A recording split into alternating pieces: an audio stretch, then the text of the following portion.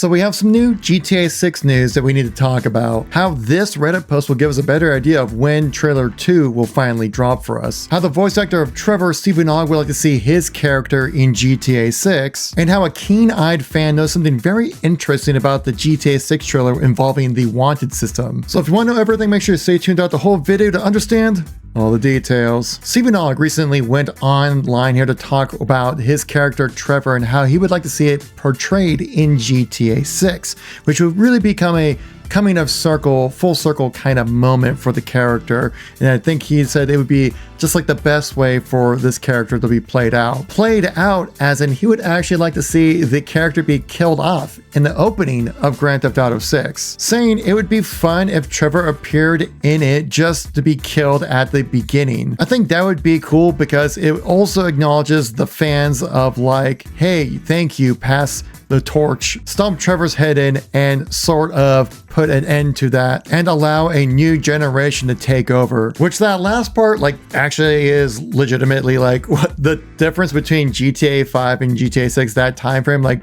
basically an entire generation has happened, not only in gaming consoles but like in human generations. Like usually it's about 25-30 years every new generation, so it's been a long time since GTA 5. It would be an interesting way to see like pass on the torch and just kind of ending that chapter with Grand Theft Auto fans. Though a big issue with that would definitely have to be the fact that Trevor is one of the most loved characters in the Grand Theft Auto franchise, and to have one of the new characters of like Lucia or Jason to actually kill out Trevor just right in the beginning of the game, which would be a pretty ballsy play to have happen, right? Especially since like we haven't made these connections with Jason or Lucia yet, to just go off and kill off one of the most favorite characters ever in the franchise, right? Like this character Trevor is just an absolute lunatic, but people absolutely love this character, right? It's like one of the shining gems of Grand Theft Auto 5. It'd probably be just the amount of pushback you'd see, like what happened with The Last of Us 2, which if you haven't played the game, spoilers, 1, 2, 3, Joel dies at the very beginning of Last of Us 2. So it'd be kind of like on that level from a brand new character that we haven't really made a connection with.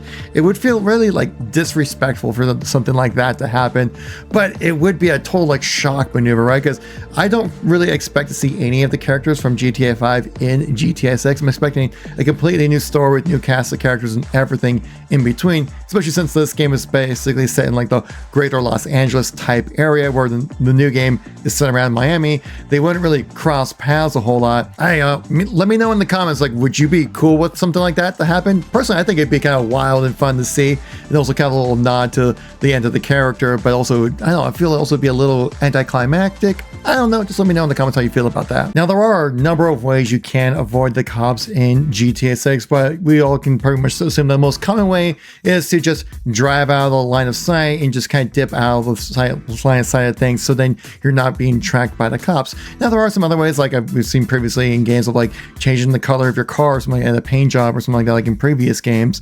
But this one in GTA 6 seems to add in a new type of feature, which this could either be part of a cinematic, which maybe not even part of the one system at all, or actually could be a mechanic in the game that was revealed that really shows something very interesting that we haven't really seen before in a GTA. And it starts right here. You see how the cop cars are actually driving right past our main characters, who clearly just stole something, because you kind of backtrack a little bit in the trailer to kind of see what they did. As you can see, they're kind of about to rob a store, they drive off to it, and then you actually see them actually bust into the store to rob it. So it's almost like a Tarantino style, like working from the ending back to the beginning and see how it happened. And you can confirm this that it's all one scene, right? Because you have the main characters, like make sure you keep an eye on like their face mask that they're wearing and their shirts that they're wearing as well. Cut to the scene before, wearing the exact same garments. And the very first scene where you see the cops actually drive past them, yeah, they're wearing the exact same clothes as they were in the ending of the trailer as well.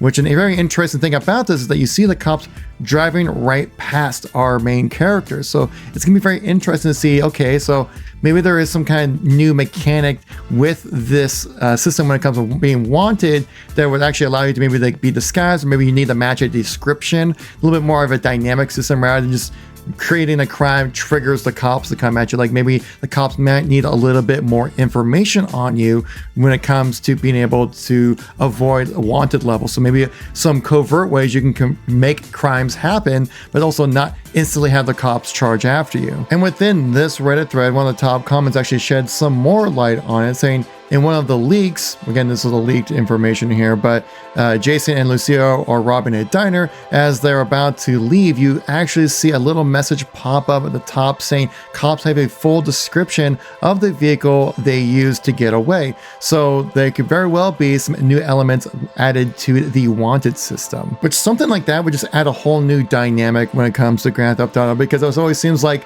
once you start one little crime, like you accidentally fender bump like a cop, then it just, you know, snowballs into like a 5-star rating and you're just running from the cops and you're just screwed over.